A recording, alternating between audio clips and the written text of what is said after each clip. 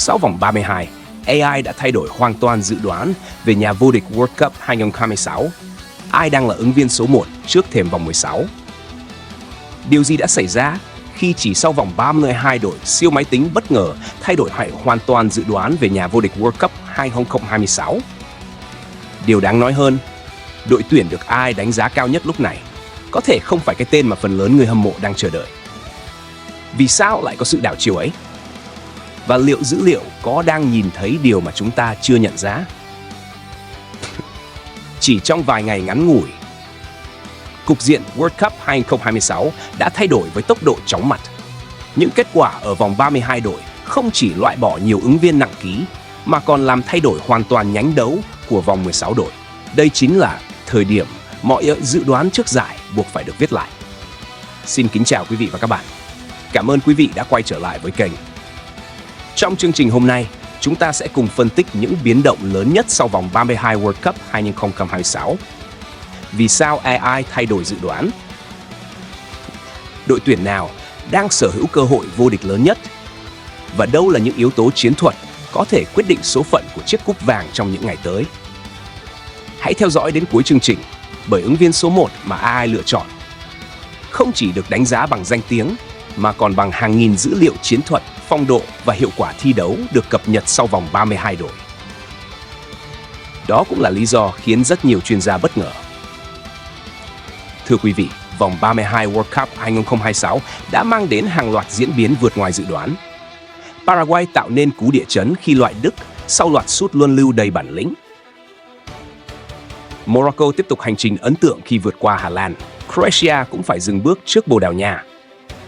Chỉ trong ít ngày, nhiều thế lực từng được xem là ứng viên hàng đầu đã chính thức rời cuộc chơi.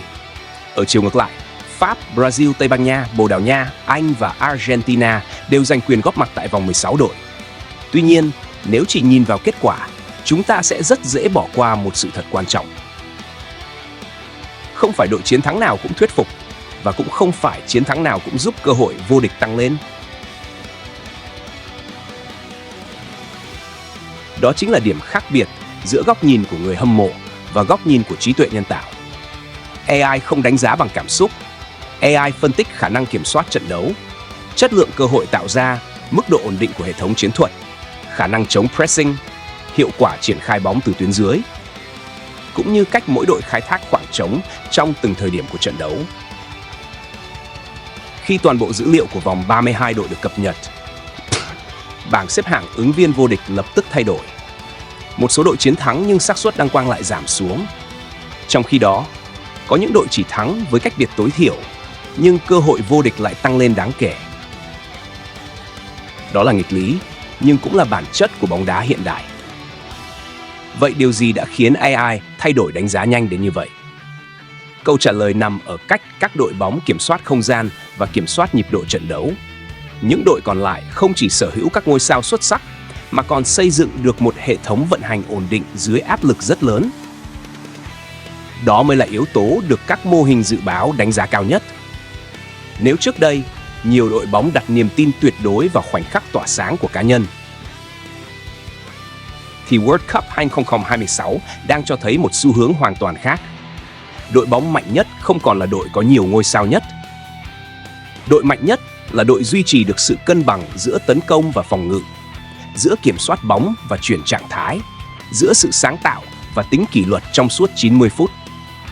Vậy trong số 16 đội tuyển còn lại, ai đang sở hữu hệ thống chiến thuật hoàn thiện nhất?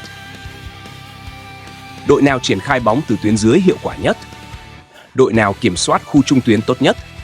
Và đội nào biết cách khai thác khoảng trống để tạo ra khác biệt trong những thời khắc quyết định? Ngay sau đây, chúng ta sẽ cùng phân tích từng yếu tố chiến thuật quan trọng nhất để giải mã vì sao AI đã thay đổi hoàn toàn dự đoán về nhà vô địch World Cup 2026. Trước khi vòng 16 đội chính thức khởi tranh, cuộc cách mạng chiến thuật đang định hình nhà vô địch.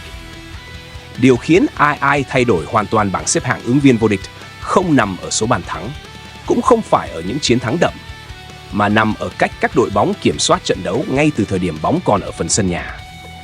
Đó chính là điều mà giới chuyên môn gọi là build-up từ tuyến dưới, một khái niệm không còn mới. Nhưng tại World Cup 2026, nó đang trở thành ranh giới giữa chiến thắng và thất bại. Hãy nhìn lại những đội đã giành quyền vào vòng 16. Dù sở hữu những phong cách khác nhau, họ đều có một điểm chung rất rõ ràng. Đó là sự bình tĩnh khi triển khai bóng từ hàng phòng ngự, ngay cả dưới sức ép rất lớn của đối phương. Thay vì vội vàng phá bóng lên phía trên, các trung vệ sang trên trang chuyền ngang, các trung vệ sẵn sàng chuyền ngang, chuyền về. Rồi kéo giãn khối pressing của đối thủ. Mỗi đường chuyền đều mang theo một mục đích chiến thuật, không chỉ để giữ bóng mà còn để tạo ra khoảng trống ở tuyến trên. Đó là lý do vì sao nhiều đội bóng tưởng như chơi rất chậm, nhưng chỉ cần 3 hoặc 4 đường chuyền chính xác, họ đã đưa bóng vượt qua toàn bộ lớp pressing đầu tiên. Khi điều đó xảy ra, thế trận lập tức thay đổi. Nhưng bước chỉ là bước khởi đầu.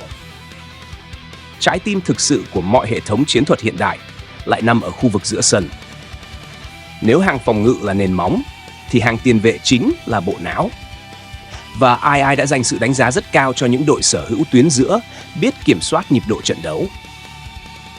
Tiền vệ trung tâm ngày nay không còn đơn thuần là người thu hồi bóng, họ là người quyết định khi nào cần tăng tốc, khi nào cần giảm nhịp, và khi nào phải tung ra đường chuyền làm thay đổi toàn bộ cục diện. Chỉ cần một pha xoay người hợp lý hoặc một đường chuyền vượt tuyến đúng thời điểm, cả hệ thống phòng ngự đối phương có thể bị kéo lệch khỏi vị trí. Đó chính là khoảnh khắc mà những đội bóng lớn luôn chờ đợi. Quan sát những đội còn lại của giải đấu, chúng ta đều thấy một đặc điểm rất rõ. Họ không cố đưa bóng thật nhanh về phía khung thành đối phương.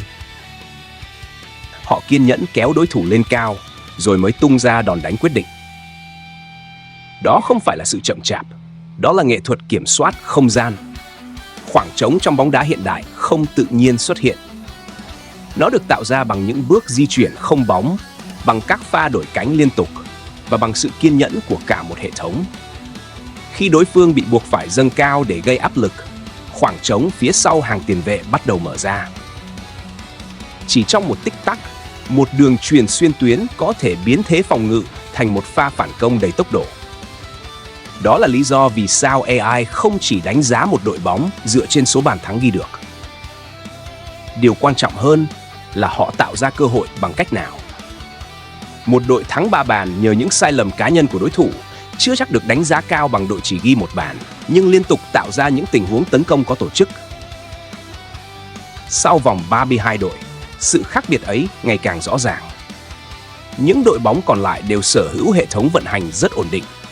Họ biết khi nào cần pressing quyết liệt, họ cũng biết khi nào cần lùi đội hình để bảo toàn lợi thế. Đặc biệt, khả năng chuyển đổi trạng thái đang trở thành một trong những yếu tố quan trọng nhất. Chỉ vài giây sau khi giành lại bóng, nhiều đội đã đưa được bóng tới sát vòng cấm đối phương. Tốc độ chuyển đổi ấy khiến mọi sai lầm đều phải trả giá rất đắt. Một điểm đáng chú ý khác là các đội mạnh không còn phụ thuộc hoàn toàn vào một ngôi sao. Khi một cầu thủ bị phong tỏa, luôn có người khác xuất hiện để tạo khác biệt. 9 chiều sâu đội hình và khả năng thích nghi với nhiều kịch bản khác nhau đã giúp họ duy trì sự ổn định xuyên suốt giải đấu. Đó cũng là điều AI đặc biệt coi trọng. Một ứng viên vô địch thực sự không chỉ biết cách chiến thắng khi mọi thứ thuận lợi. Họ còn phải đủ bản lĩnh để vượt qua áp lực, điều chỉnh chiến thuật ngay trong trận đấu và tìm ra lời giải trước những đối thủ hoàn toàn khác biệt. Nhìn vào 8 cặp đấu của vòng 16 đội, chúng ta có thể thấy mỗi trận đấu đều là một bài kiểm tra chiến thuật ở đẳng cấp rất cao. Không còn chỗ cho những sai lầm đơn giản. Chỉ một khoảnh khắc mất tập trung cũng có thể khép lại giấc mơ vô địch. Vậy đội tuyển nào đang sở hữu hệ thống chiến thuật cân bằng nhất? Đội bóng nào vừa kiểm soát được khu trung tuyến, vừa khai thác khoảng trống hiệu quả, lại vừa đủ bản lĩnh để vượt qua những trận đấu lớn? Đó chính là câu hỏi mà AI đã đưa ra câu trả lời. Nhưng liệu những con số có phản ánh toàn bộ sự thật? Hay bóng đá vẫn luôn dành chỗ cho những điều không thể dự đoán? Chúng ta sẽ tiếp tục kiểm chứng điều đó ở phần tiếp theo của chương trình. Nhà vô địch được dự đoán và những biến số không thể xem thường. Đến thời điểm này, câu hỏi lớn nhất của World Cup 2026 vẫn chưa có lời giải cuối cùng. Nhưng sau khi cập nhật toàn bộ dữ liệu từ vòng 32 đội, AI đã bắt đầu phác họa rõ hơn bức tranh của cuộc đua vô địch. Điều đáng chú ý là khoảng cách giữa các ứng viên không còn lớn như trước. Không còn một đội tuyển nào tạo ra sự vượt trội tuyệt đối. Thay vào đó, nhiều đội đang sở hữu cơ hội rất gần nhau và chỉ một trận đấu cũng đủ làm thay đổi mọi dự báo. Đó cũng là điểm đặc biệt của World Cup năm nay. Những đội bóng đi tiếp không chỉ mạnh về con người, mà còn rất linh hoạt về chiến thuật. Họ biết kiểm soát thế trận khi cần, nhưng cũng sẵn sàng chơi trực diện nếu thời cơ xuất hiện. Tuy nhiên, dữ liệu vẫn chỉ ra một quy luật rất rõ ràng. Những đội duy trì được sự cân bằng giữa tấn công và phòng ngự luôn có xác suất tiến xa cao hơn. Bởi ở vòng knockout, chiến thắng không thuộc về đội chơi đẹp nhất, mà thuộc về đội mắc ít sai lầm nhất. Đó là lý do AI không chỉ đánh giá những bàn thắng. Điều AI quan tâm nhiều hơn là khả năng duy trì cường độ thi đấu trong suốt 90 phút, sự ổn định khi bị đối phương gây áp lực và cách mỗi đội phản ứng sau khi mất bóng. Hãy thử đặt một câu hỏi. Nếu hai đội sở hữu lực lượng tương đương, điều gì sẽ tạo nên khác biệt? Câu trả lời rất có thể nằm ở những chi tiết mà khán giả khó nhận ra bằng mắt thường. Đó là khoảng cách giữa các tuyến, là thời điểm hậu vệ biên dâng cao, là cách tiền vệ trung tâm xoay sở trong không gian hẹp, và là khả năng duy trì cấu trúc đội hình ngay cả khi trận đấu trở nên hỗn loạn. Chính những yếu tố ấy đang giúp một số đội tuyển được AI đánh giá cao hơn so với cảm nhận của nhiều người hâm mộ. Bởi trong bóng đá hiện đại, cảm xúc có thể tạo nên một trận đấu lớn, nhưng hệ thống mới tạo nên một nhà vô địch. Dẫu vậy, chúng ta cũng cần nhìn nhận mọi dự báo với sự tỉnh táo cần thiết. AI có thể phân tích hàng triệu dữ liệu chỉ trong thời gian rất ngắn. Nhưng bóng đá chưa bao giờ là một môn thể thao chỉ được quyết định bằng những con số. Một chiếc thẻ đỏ ngoài dự kiến, một sai lầm cá nhân ở phút cuối, một khoảnh khắc xuất thần của ngôi sao lớn, hay thậm chí là sự thay đổi chiến thuật đầy táo bạo từ băng ghế huấn luyện đều có thể đảo ngược mọi tính toán trước đó. Đó là điều làm nên vẻ đẹp của World Cup.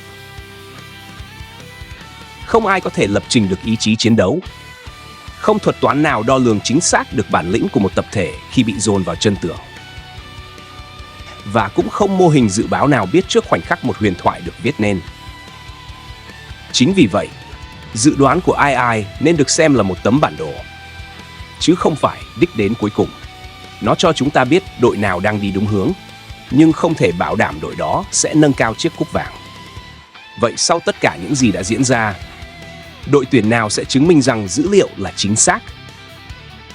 Hay một bất ngờ mới sẽ tiếp tục xuất hiện để phá vỡ mọi dự đoán? Câu trả lời sẽ chỉ có trên sân cỏ, nơi mỗi đường chuyền, mỗi pha tranh chấp và mỗi bàn thắng đều có thể thay đổi lịch sử. Vòng 16 đội đang ở rất gần. Những cuộc đối đầu đỉnh cao sắp bắt đầu. Và đây cũng là lúc mọi phân tích, mọi dự báo sẽ bước vào bài kiểm tra khắc nghiệt nhất. Liệu AI sẽ đúng hay World Cup 2026 sẽ tiếp tục viết nên một chương mới đầy bất ngờ? Chúng ta hãy cùng chờ đợi. Vòng 16 sẽ là bài kiểm tra cuối cùng. Giờ đây, mọi ánh mắt đều hướng về vòng 16 đội. Nơi mà mọi dự đoán, dù được xây dựng từ hàng triệu dữ liệu, cũng sẽ phải đối mặt với thử thách lớn nhất. Đó là thực tế trên sân cỏ. Nếu nhìn vào nhánh đấu còn lại, có thể thấy khoảng cách giữa các đội không còn quá chênh lệch. Mỗi đội đều mang theo một bản sắc riêng. Mỗi huấn luyện viên đều đang chuẩn bị những phương án chiến thuật đặc biệt, và chỉ một quyết định đúng thời điểm cũng đủ thay đổi số phận của cả giải đấu. Đó là lý do vòng 16 không đơn thuần là cuộc so tài về kỹ thuật.